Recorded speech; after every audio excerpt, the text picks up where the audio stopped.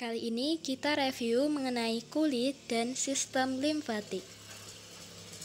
Kulit ada dua, yaitu kulit tebal dan kulit tipis. Adnexa atau turunan kulit, ada rambut dan folikel rambut, ada kuku, kelenjar lemak, dan kelenjar keringat. Ini ada lapisan dari kulit tebal, ada stratum disjunctum, yaitu bagian stratum corneum yang terkelupas.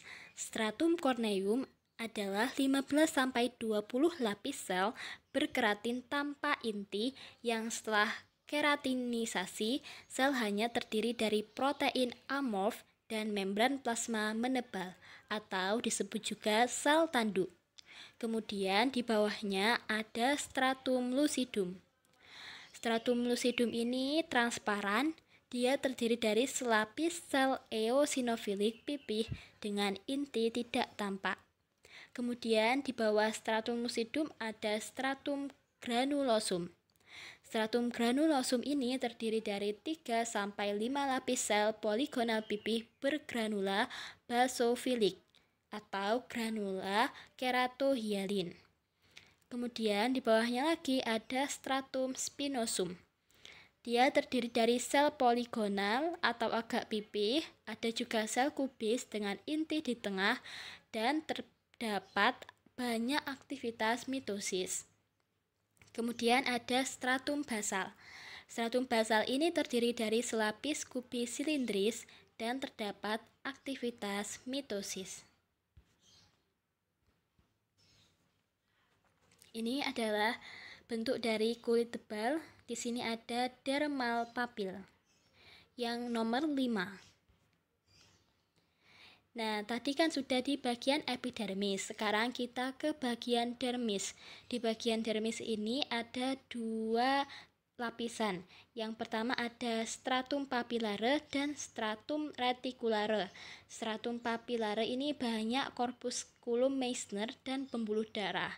Sedangkan stratum reticulare itu dia terdiri dari jaringan ikat, sabut kolagen, dan sabut elastis. Kemudian di hipodermis ini dia ada bentukan yang disebut panniculus adiposus yang merupakan jaringan-jaringan lemak. Di sini, ini untuk lebih jelasnya bagian kulit yang epidermis ada stratum corneum, stratum lucidum, stratum granulosum, stratum spinosum. Di sini juga ada bentukan dermal papil, ada stratum basal, dan juga ada pembuluh darah.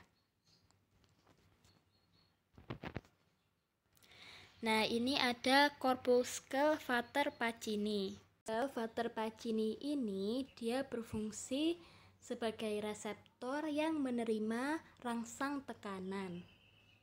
Kemudian lanjut. Nah, seperti yang saya jelaskan sebelumnya, di bagian hipodermis ada nama khusus jaringan, yaitu panniculus adiposus, yang sebenarnya merupakan jaringan lemak. Tetapi karena dia berada di kulit, maka namanya panniculus adiposus.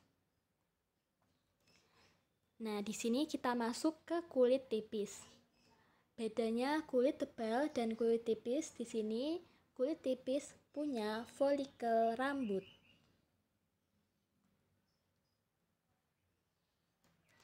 Lanjut. Nah, di sini sudah ada gambar penampang melintang dari folikel rambut. Yang pertama ada inner root sheath, kemudian ada selubung jaringan ikat, dan ada outer root sheath. Selubung jaringan ikat itu dia itu yang terluar dan berasal dari dermis. Kemudian ada selubung akar luar atau outer root sheath. Dia asalnya dari epidermis dan merupakan lanjutan germinal matrix, sehingga makin ke atas selnya makin berlapis. Kemudian yang selubung akar bagian dalam atau inner root sheath, dia itu asalnya dari epidermis. Kemudian lanjut, di sini ada bentukan yang khas yaitu musculus arrector pili. Jadi dia itu untuk menggerakkan rambut ya. Jadi dia itu khusus di kulit tipis, fungsinya supaya dia itu bisa menggerakkan rambut.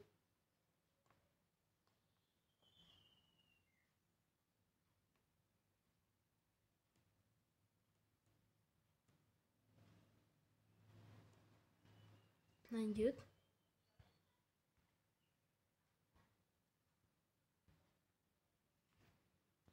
Nah, ini ada kelenjar lemak atau glandula sebacea. Dia itu merupakan holokrin dan dia dibungkus oleh jaringan ikat. Bisa dilihat di sini yang membungkus glandula sebacea ini adalah jaringan ikat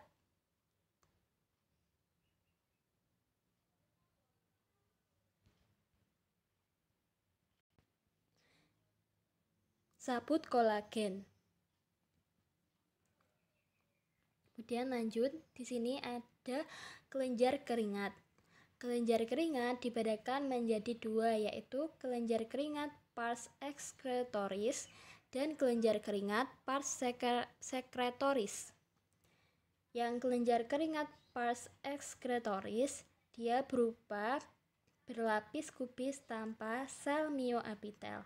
Jadi epitelnya kelenjar keringat pars excretoris ini berlapis kubis tanpa sel myoepitel. Nah, kalau yang sini kelenjar keringat pars secretoris ini dia punya sel myoepitel. Nah, sel myoepitel itu yang mana sih? Ya, yang ini sel myoepitel. Dia yang ada di sini, di dekat dari sel epitel. Kalau yang di pars excretoris dia tidak punya sel myoepitel, jadi dia tanpa sel myoepitel.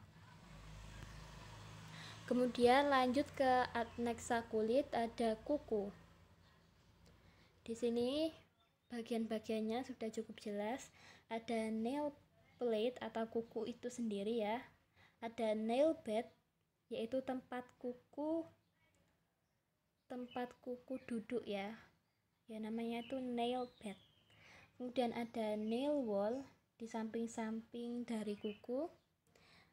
Ini adalah potongan melintang kuku. Kita bisa menjumpai nail plate, nail bed, dan nail wall, serta ada satu bentukan lagi yaitu nail groove. Jadi ini yang di samping kuku, dia itu antara kuku sendiri dengan kulit yang bagian samping. Jadi ini ibarat jari. Di sini itu adalah ibaratnya itu kayak lubang antara kuku dengan kulit. Kemudian lanjut, ini adalah potongan membujur dari kuku. Kita bisa menemukan bentukan eponisium dan hyponisium. Eponisium merupakan hubungan antara kulit dengan nail plate yang proksimal, sedangkan hyponisium merupakan tempat di mana nail plate terlepas dari nail bed.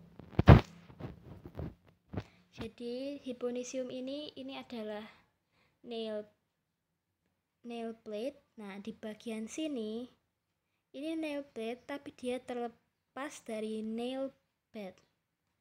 Kemudian yang eponisium itu kan yang tadi ya, eponisium itu hubungan antara kulit dengan nail plate yang proksimal. Kemudian lanjut ke jaringan limfoid. Di jaringan limfoid ini punya dua komponen. Yang pertama ada stroma. Stroma itu kerangka dari jaringan limfoid yang terdiri dari sabut retikuler dan sel retikuler. Kemudian ada sel bebas. yaitu sel-sel yang mengisi anyaman-anyaman pada jaringan limfoid. Terdiri dari free makrofag, limfosit, ada kecil, sedang, besar, dan sel plasma. Berdasarkan perbandingan antara stroma dan sel bebasnya, jaringan limfoid dibedakan menjadi dua. Ada jaringan limfoid kendor, ada jaringan limfoid padat. Jaringan limfoid kendor itu jaringan yang mengisi sinus-sinus dan jaringan di antara nodulus. Jaringan limfoid padat ada lempengan atau cord, kemudian ada bulatan atau nodul. Ini adalah kelenjar getah bening. Di sini ada sinus subscapularis. Sinus subscapularis itu rongga. Rongga dia itu berisi jaringan limfoid kendor yang mengisi ruangan atau rongga di bawah kapsul kelenjar getah bening. Kemudian kapsul kelenjar getah bening itu yang ini ya, yang membungkus kelenjar getah bening. Terus di sini ada ruangan rongga yang diisi oleh jaringan ikat kendor, jaringan limfoid ikat kendor, namanya sinus subscapularis. Kemudian ada sinus trabecularis. Sinus trabecularis itu sama, pada prinsipnya merupakan jaringan limfoid kendor, tapi dia mengisi di sekitar trabekula atau di tepi nodul. Kemudian yang trabekula ini, dia yang jaringan ikat limfoid padat, trabekula. Nah, kemudian yang sinus medularis ini, sama prinsipnya, kembali lagi, jaringan limfoid kendor, tapi dia yang mengisi bagian yang medula. Kemudian lupa belum dijelaskan, yang ada nodulus ini dia bagian korteks. Yang ada bulatan-bulatan ini dia itu bagian korteks, sementara yang dia tidak ada bulatannya di sini. Nah, ini dia bagian medula. Kemudian lanjut. Nah, di sini ada nodulus simfatikus, ini bagian korteks ya, yang ada nodulus simfatikusnya. Kemudian yang ada medullary cord-nya, dia itu bagian medula. Kemudian lanjut ke lien atau limpa. Lien ini dibagi jadi dua, yaitu pulpa putih dan pulpa merah. Di pulpa putih bentukan yang khas ada arteri sentralis. Kemudian di pulpa merah bentukan yang khas ini cukup banyak, ada sheaths artery, pulp artery, sinusoid, Billroth cord, dan arteri atau vena trabecularis. Di sini pulpa putih ada arteri sentralis, ada Billroth cord. Billroth cord ini merupakan daerah antara sinusoid dan sinusoid. Jadi dia daerah yang mengisi antara sinusoid yang ada di pulpa putih. Yang ada di lien. Atau tepatnya itu di bagian pulpa merah. Maaf ya, saya koreksi, jadi Billroth cord itu ada di pulpa merah, bukan pulpa putih. Kemudian di pulpa merah ada pulp artery, ada sheaths artery, ada trabecula, dan ada Billroth cord. Ini di red pulp.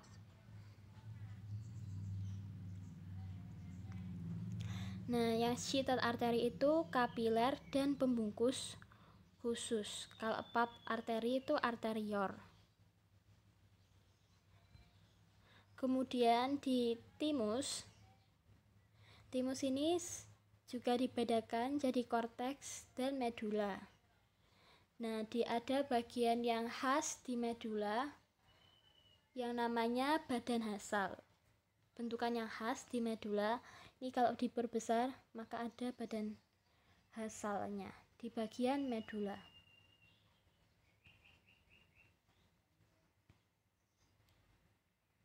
Ini loh badan hasal, kelihatan 2. Terus ya ini dia kecil-kecil bundar seperti itu.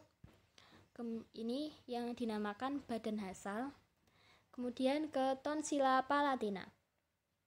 Tonsila palatina ini epitel berlapis pipih tanpa tanduk, dan dia membentuk lekukan kripta yang dalam dan bercabang. Jadi kalau membedakan tonsila itu kita cukup melihat epitelnya dan juga kriptanya. Kalau tonsila palatina ini dia khas karena dia itu lekukannya sangat dalam dan dia itu ada cabangnya, jadi seperti bercabang seperti ini. Itu adalah tonsila palatina. Kemudian ada tonsila lingualis. Dia itu juga punya kripta, tapi kriptanya dangkal. Nah, dia epitel berlapis pipih tanpa tanduk. Sama pada dasarnya epitel berlapis pipih tanpa tanduk, tapi dia mempunyai kripta yang dangkal. Kemudian ada tonsila pharyngica. Ini yang berbeda epitelnya. Dia epitel berderet silindris berkinosilia dengan sel goblet. Dan dia tidak mempunyai kripta. Jadi dia ini sangat khas tonsila pharyngica karena dia tidak ada kripta dan epitelnya paling beda sendiri, yaitu epitel berderet silindris berkinosilia dengan sel goblet. Selesai.